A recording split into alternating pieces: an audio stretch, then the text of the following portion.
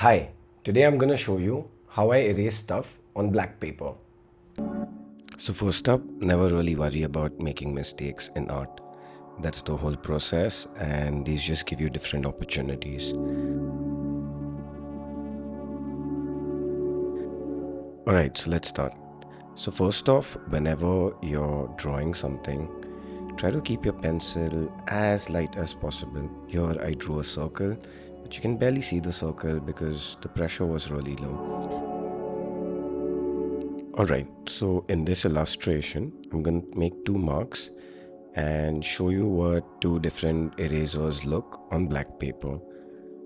In the first one, I'm using a white eraser and it leaves this little ugly stain, and most white erasers have these whitening agents.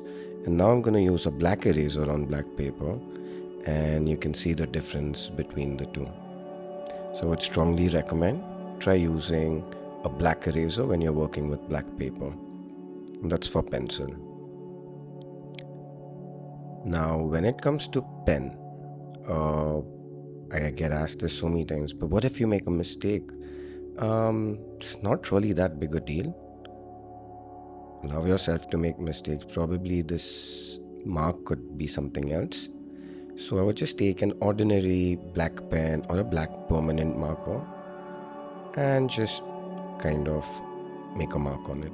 Now, of course, this is not going to completely erase the picture, but as you focus on the other parts of the drawing, the eyes won't be set here. There are a bunch of my drawings where I've made different marks like this, but mostly people don't notice it because the effort went into other places.